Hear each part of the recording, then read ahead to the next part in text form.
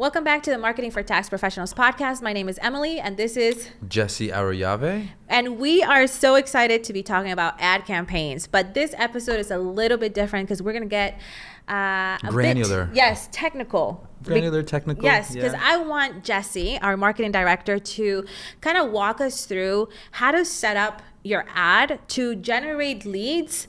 What are some of the pieces that you need to have in place before you press the publish button? And what can you expect once that campaign goes live? Perfect. So there's a lot of components to this. Yes. But you want to make sure that you start with the right objective. Okay. Which in this case, for a lot of tax professionals that are just starting, I would go with the lead ad objective. Okay. And the reason for that is because if you go for the conversion objective, at least from the start, there's a lot of other components that you have to add, like landing pages, thank you pages, and things like that. I will say this, the quality of the leads for lead ads are probably less than the ones for going directly to a landing page. Okay. It's more volume than anything. But you do have the opportunity to at least engage with your follow-up sequence and things like that. Wait, what is the difference? Like visually, maybe we can put it here. Like this is what a lead ad looks like right here. Yeah. And then the conversion goal or objective looks a little bit different, and it would look like this, right? Okay, great. So we gotta stamp that, right? Okay, keep going. So when we're first creating the ad, at least for tax professionals or the ones that we've helped, you want to make sure that your offer is very strong, right? You have to have something of value that you're going to share. So let's just say we're using the niche ebook example, right? Like, here are the 5 legal tax loopholes for teachers in 2024, something like that. Then after you have that, you're going to have copy that supports that headline, right? So kind of just a little bit more information as to kind of what you know, how you know these things, and be somewhat specific, right? It doesn't have to be too long. You can experiment with the short form copy, long form. I know you love the long form copy quite a bit. I'm more of a short form, straight, quick to the punch, good little hook. And then you want to have that call to action be something like a learn more, right? Okay. And you can set this up really easily within the ads manager. Now, once you have that, there's going to be an option within the Facebook lead form that you have to kind of customize, right? You're gonna choose open access. It's not going to be restricted, so this one is going to go for everyone. Then you're going to choose the same kind of headline that you used in the ad, kind of make it consistent. There's congruency there. And then you're going to have at least 3 bullet points that you can add, like value points as to why they're going to be downloading it, why it's going to be useful. Okay. You're also going to need at some point when you're creating that lead ad, a privacy policy, which is you either have one or you can create one. I know there's a lot of ways that you can create some of those. And then the next thing that we do is make sure that it's connected into the CRM. Okay. And so within our CRM, we do a couple of tests. I forget what the URL is. We'll probably post it within the group. But you test to make sure that when someone submits that lead form, it goes directly into your CRM, so you have the proper follow-up. Yeah. So I think that part is key, because part of that strategy is going to be making sure that that you're following up the right way. Now, you do have an option within the lead form, kind of like they consider it like its thank you page. After the form has been submitted, you can redirect what that person can go, or you can redirect them to give you a call. You can redirect them to book an appointment, or you can redirect them to, let's say, a website, which I don't recommend. I would consider the call, call them directly if they have any questions and they kind of want to get started now.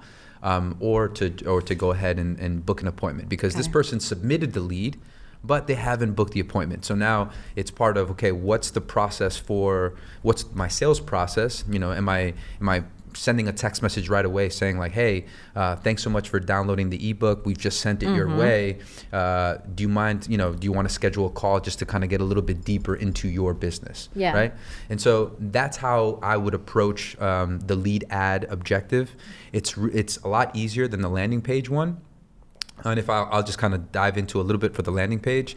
If you're using that conversion objective, the really good thing about it, and I know this is something that you love, is that within Facebook in the ads manager, you have a Facebook pixel that you can add to these pages. So that'll let Facebook know, like, if I'm my conversion objective is for like this page. Like you're teaching Facebook, okay, when they reach this landing page, that's because they saw my content. They I guess got to my content. They engage with it to some degree. If they submit the form within the landing page and they go to the thank you page, I want you to record this as a win for me. This is a win. And now the pixel is starting to work a little bit more in your advantage. On the lead ad objective, you don't have that situation happening. Yeah. And so the good thing about that that targeting pixel or that Facebook pixel on the landing page is that you can start to do retargeting ads. Yeah. You can get people to say like, hey, notice you reached my page but didn't take action or something to that effect. It's like Facebook is starting to identify or pinpoint who is the best type of person or user within their bank of people to actually show to show your ads to, which is why I love it, because then you can actually create other types of really fancy campaigns that and then once the lead comes into your CRM, then you have to figure out what's the sales strategy that's going to work best for me. Do I just do the text campaign or an email campaign to kind of get them to book the appointment? Do I have a sales guy follow up within 5 minutes of them submitting that lead and saying, hey, like there's a human behind this whole process, right? At least to start the conversation, maybe ask some qualifying questions if, in fact, let's say in the lead ad objective, they didn't get some of those, which I forgot to mention, you could add some qualifying questions. Oh, nice. Do you recommend to do that? It adds friction to the process, right? Because you want to at least get the lead. At least at first, I wouldn't add those qualifying questions. I would let the volume kind of be more of the reason why you're getting these submissions. Yeah. And then start to add more of these once, let's say your calendar's booked up. Yeah, because gotcha. Right? Then once it's really booked out, then you can start to add a little bit of friction and be more tailored, more specific. But at least start to experiment and know, like, hey, this is working. This ad copy is working. People are responding to it. The headline is working. So okay, in terms of budget, how much do you recommend to spend on a monthly basis for this? And how many leads? And I know that it just kind of depends on what your niche is, like whether it's a dentist or an actual person, an average person, in a community. But typically, what do you see in terms of numbers? In terms of numbers, I would say on the low end, I would say it's okay to do, let's say, $10 a day. Okay. Again, it's going to be directly reflected into the reach that you have each day. Yeah. So if you're considering a budget of $300, right, which is for a lot of tax professionals the average tax return. So you imagine advertising for a month, and the average tax prep fee is around $250, $300. Like you're covering that with one client. Right? And you have the potential of getting way more than just one client. Yeah. And when you're doing some of the targeting, I would always, and this is getting a little bit more specific, but always, if you're using interest targeting or if you're using location, if it's just in your location, great. You're going to see the audience size go down a lot. Yeah. So one of the ad sets would be, just in my local community. Just I want to advertise something specific for them. That's important. The second one, since you're able to cater to the entire United States, if you have more of a digital process as part of the brick and mortar one, go interest level. Some of the tax pros I've seen before with their ads, they'll say, for instance, I want to target people who like Nordstrom. Yeah, or let's say they start Nordstrom or Target or Target Walmart, or Macy's. But what they do is they couple all of them into one ad set. The problem there is you won't know where that lead is coming from. Yeah, you won't know really what made them tick, right? Like you don't know what that which audience, because technically if you say Macy's, Walmart, whatever, Target, you don't know if it's the people from Target or the people from Macy's. So again, it goes back to not just testing, but testing the correct way, right? Exactly. So you create multiple ad sets with one level of interest targeting for each. I would say in terms of placements, I sometimes experiment with some of those. I leave it open because Facebook's really smart. It's at some point it's not going to continue to share the ads in places where people aren't really looking. Yeah. So it's going to figure it out. We've experimented with both. We've had success with both. Yeah. So certainly check that out. Yeah.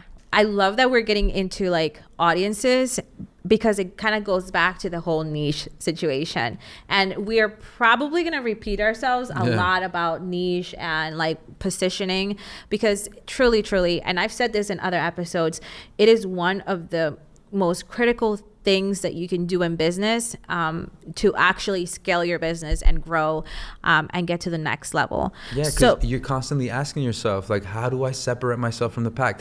If you can, and I've mentioned this before, if you're on the news feed and you're saying, we'll help you get the biggest tax refund, like everyone's saying the same thing. Everyone says that, yeah. Everyone's saying the same thing. And so if you say like, we help get the biggest tax refund for teachers, then you're and within, like I said, with Facebook's interest capabilities, you can start to target people that are teachers, or maybe not teachers, but what do teachers like? Teachers like this show, or teachers like this. But I think that there might be an audience for teachers on employment, for the employment and stuff like that. Because that's the cool thing about Facebook. Like, you have different categories of segmentation, like, you know, employment, interest, age, language. I mean, like, it's really sophisticated, and so you can get really granular with the type of audience that you want. But I also don't want to overwhelm our audience either. So let's kind of go back to like the budget. $300 is kind of like the bare bone minimum that you recommend. Yeah, I think $300 a month would be pretty good, and you'll be able to, and you don't have to essentially like let the ad run the entire time, because if it's not working, it won't work. You'll find out within 4 days, maybe 5 days. I was gonna say like 7 days, like a week. Yeah, like a week. You'll start to, at least we'll start to see like the click-through rates. Are they clicking on the ad? Like Facebook will give the ad like a relevance score. If it's a high relevance score, then it's like, okay, people are resonating. It's resonating with people. And so okay, but I got a question. So the budget is $300 bare minimum, right? But I also like the fact that you said that like the average tax return price is $250. Yeah.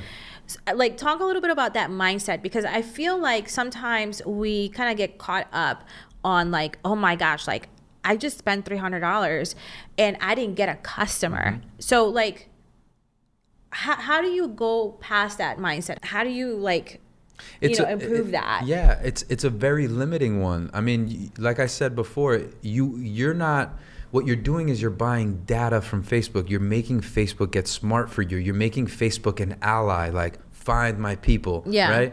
And it might not happen in the first couple of weeks. Some people might hit it out of the park and just but it's not only just that bit. It's making sure everything kind of comes together. Take some time creating the right kind of offer. Take some time creating the right kind of image. Make sure that it's not pixelated. Make sure that there's no visual tension. There's a lot of little components. So it's almost like, if I did this, then I get 1% better here. If I did this, I get 1% better here. And so once you have that whole 100%, then it's gonna make it a lot easier for people to convert. Sometimes, like, I remember I used to get like really like nervous, like publishing ads and like running campaigns, and I would forget like the day. Like, so for example, like, oh, the leads are coming in really well on a Tuesday, but then on Sunday the cost per lead goes really high because like there are not many people actually.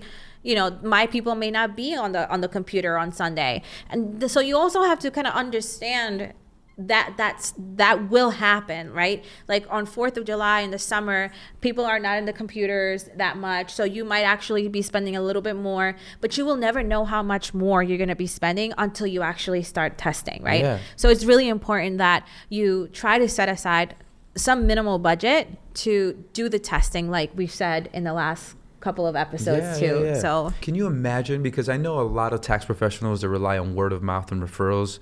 It's kind of scary for me a little bit, because they continue to rely so much on word of mouth and referrals. And don't get me wrong, I think it's a great strategy to use, but entering 2024, you don't have like an online lead generation strategy where clients are coming in consistently. If you don't have something like that, that's scary for me. It's scary for tax professionals, because like, And people sometimes they look on let's say on extremes, like, oh, what if it doesn't work at all? I just spent $300 on nothing. Well, what if it does work? Yeah. Right? Yeah. Now, not only are you starting to acquire customers online, but you're also separating yourself from this pack of tax professionals who have the same mindset that they can't make it because they're afraid that they're going to spend $300, $600, $1,000. Like, think about what that looks like in the grand scheme of your business. It's not a lot. Yeah. Like, if you're a serious business owner, if you want to grow, you have to put some money behind some of these things to see if they work. Or go offline, start walking around, doing sponsorships, setting things up. Like, you're going to have to sacrifice either way. Yeah. And it's going to get to a point that you're going to have to actually invest in all of the things, right? And we yesterday during the mapping of the marketing and all that stuff, like, that's kind of like every business does that. Like, how do you acquire customers? It's not just one way. It's not just word of mouth. It's word of mouth. It's paid advertising. It's social media. It's cold outreach. It's events. Like, what Referrals, is all of the things that we do in order to acquire customers? And it's not about focusing on the one thing, the one miracle thing that is going to make you all the money. It's all the compounding things that are going to make you scale. So I'm going to recap. Okay. So the first thing that you said that we need is to have a strong offer. Without a strong offer, we are not going to have sales, obviously, right? The kind of attention that the ad merits. Yes. And we want to do the lead form ad versus the conversion-based goal type of situation. Basically, the difference is that one is a landing page with a Facebook pixel, and the other one is a very simple form. And sometimes that actually helps too with the form because it's easier. They're on the phone, like the user experience, and they stay on Facebook. They don't go somewhere else. So it's efficient. Exactly. But once you become more experienced and you start to see like, oh, some of these leads aren't as qualified, the landing page leads are much more qualified. Yeah. So like you also have to fight with that, right? Like the qualified versus non-qualified, volume versus, not a lot. And then you also have to have a really strong headline and like value inside the ad. Like you're promising some kind of value, right? Privacy policies, right? You have to have your lead list connected to the CRM, which we have one. Yeah. And if you actually get into our CRM, you also have the ability to optimize the follow-up, which is the next part of the entire step here. And there is no better feeling than to have an automated follow-up, right? Yeah. Because you guys are so busy already that why worry about having to follow up when you can automate a lot of these processes as well. Also, be mindful of your mindset in terms of budget and how you actually see your ads performing, right? Because first and foremost, you have to understand that ads is a matter of gathering data, but it's also a matter of understanding that no matter what, either you are spending time or you're spending money, and you have to kind of be okay with investing in both. Absolutely. All right, so that's a wrap up. You got anything to say? Want to invite them to a special place? She's much better at this. But yes, if you are very interested in learning more about the tax tools, resources, guides, we have a free Facebook group where we're dropping a lot of gems on a daily basis. Yes. You'll see myself, you'll see Emily, do a lot of lives and things like that, just to make sure that we can get you guys engaged. Love to invite you guys to come. Network with us. Yes, please. That would be also amazing. Share your own tips and tricks and things of that nature. Like, how are you growing your business? Yeah. What are you guys doing? What are you guys currently struggling with? Continue that conversation inside our community and network with other people. And we'll see you on the next one. Thanks, guys.